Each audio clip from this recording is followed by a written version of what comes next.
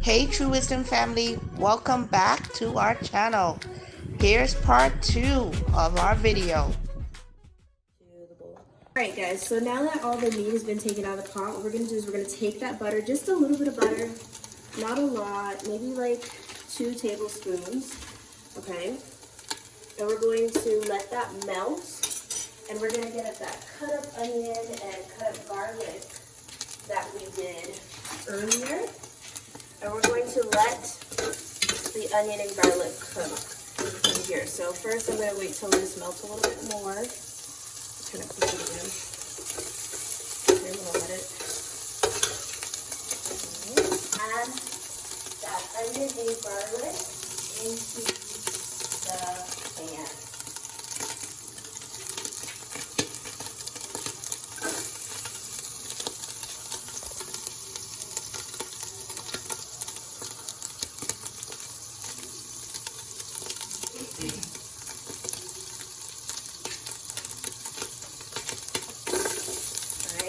And what you're going to do is you're going to saute them.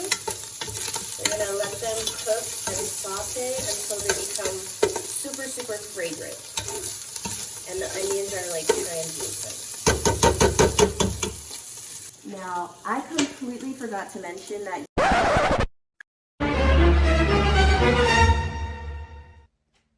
Oh my God, what is that? Oh my God, what is that? That you will need chicken broth in this recipe.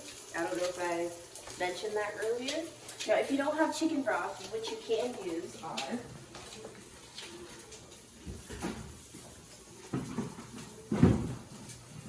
chicken bouillon cubes. Okay, now usually you need like 6 cups of chicken broth, or however much it takes to cover up the potatoes that you're going to put in later. But if you don't have chicken broth and you have chicken bouillon cubes, you can just fill it up with however much water you need and then add like maybe 2 or 4 little cubes of chicken bouillon, and then yeah, you'll be good to go. So that's what's actually coming up next. My sister trying to steal some ground beef while she's recording the video, knowing I gotta edit the video. I can see you, girl.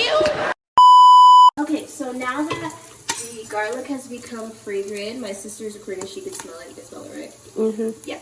So now that they've become fragrant and the onions are a little bit translucent, what you're going to do is you're going to start adding in that water.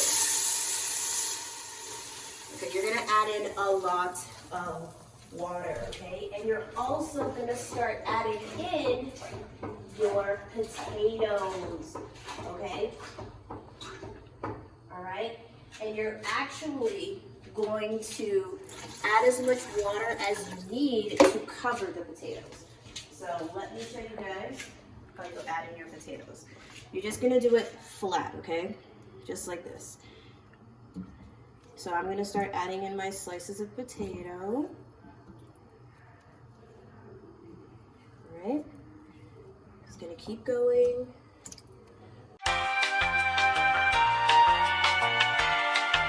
If you look in the soup, this is where you get to decide how many potatoes you want in your soup. Now, me and my sister were talking.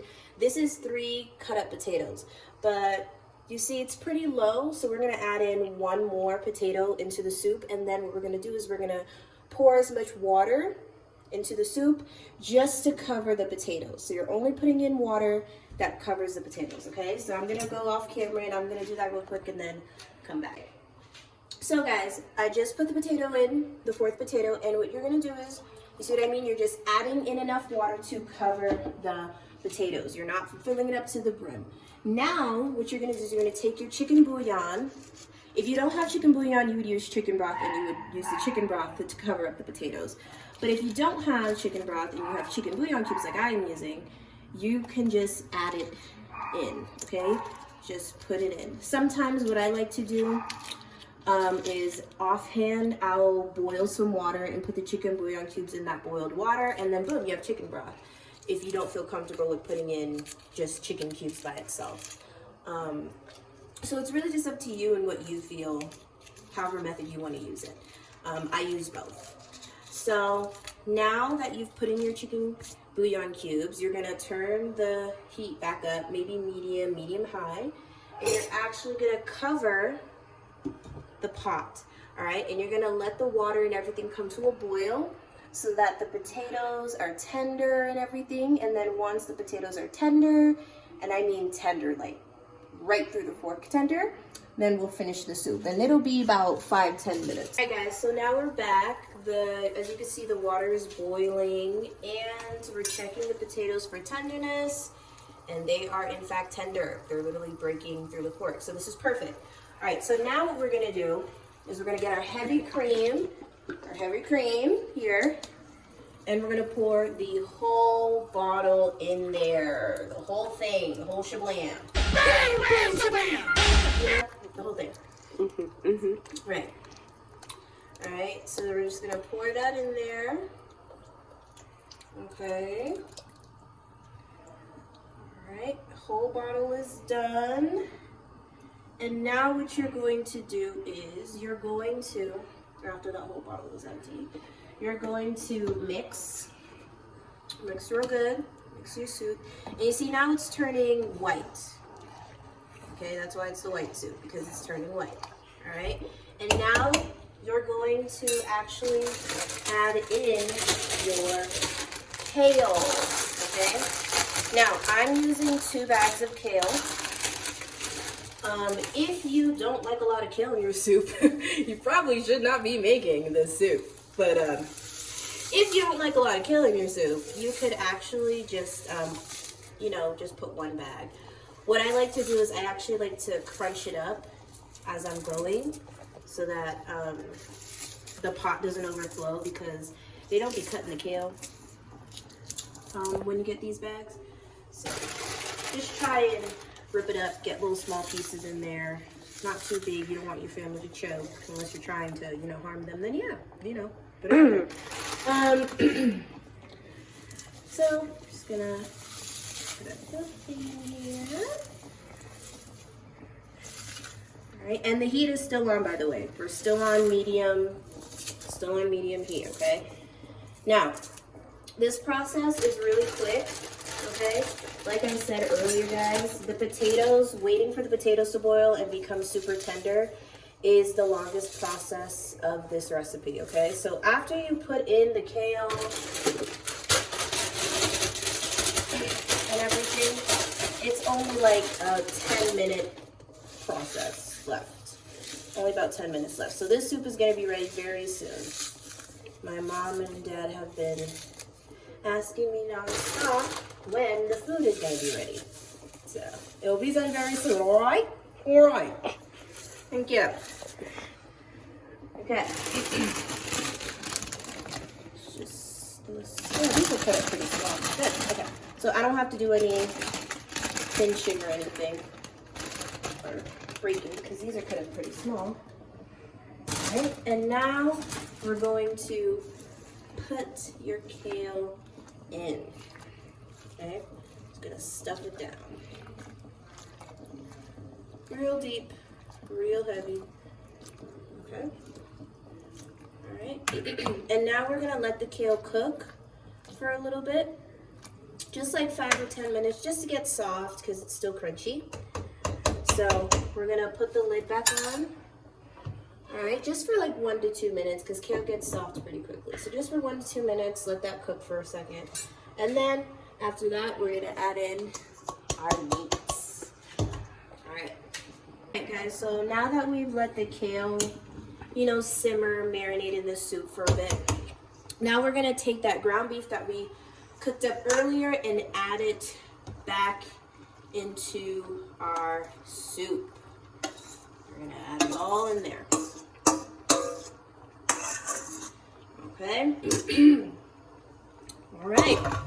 So now let's mix up the soup. Mix it all in there, nice and good.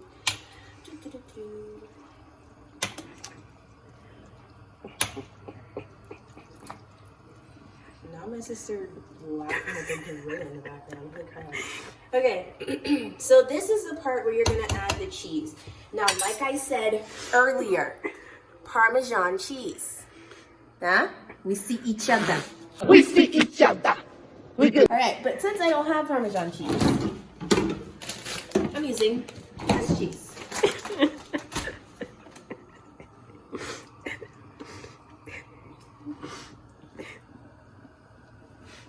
carry on. Okay. So we're gonna add some cheese in here. Now you can add as much Parmesan cheese as you want, but remember I said earlier, guys, leave a little bit aside for, you know, garnish on top when you start to plate your soup. So just leave a little bit on the side for that. Okay. All right. So we're gonna add that cheese in there. If you're lactose intolerant, well, good luck. Bon appetit! Better take that lactate. That's all I can tell you, because I don't know, man. I don't know. So good luck. So now we're mixing it in, mixing in everything, mixing in the cheese. Okay, now this is actually where you're going to taste your broth. You're gonna taste your soup. Might add a little bit more salt. Just a little, just a smidge. Hello, you wanna come out? Thanks. Yeah, you wanna come out here? Anyways, so okay, so now that you've, you know, mixed it, add everything in, don't worry. Sometimes it does come up a little bit yellow, but that's just because of the oil from the ground beef. You can drain the ground beef so that you can get like a strictly purely white soup. Sometimes it comes out purely white, sometimes it doesn't. It's just about the oil that you, the amount of oil you use. So you're fine. All right, and now what we're gonna do is we're gonna take our red pepper flakes and we're gonna add that into the soup. Now, if you don't like spice, if you're not a spicy person, if you're, you know, and you don't like a lot of spice, then don't put a lot of red pepper flakes in here. But this is a little bit of a spicy soup, so you'll have to add a little bit. My family and I like spice, so I'm gonna put a good amount of red pepper flakes in here. Okay, a good amount. And then I'm just gonna mix it all in. Okay, I'm just gonna mix it all in. And then you're just gonna let this simmer for like 2 minutes. Let everything, you know, get all together and combine and come together in the soup. And then, boom, your soup is done.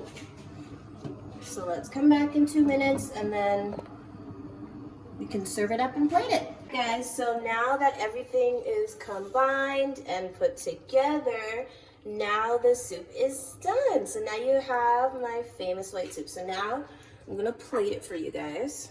I'm gonna bring it to my mom because she is starving.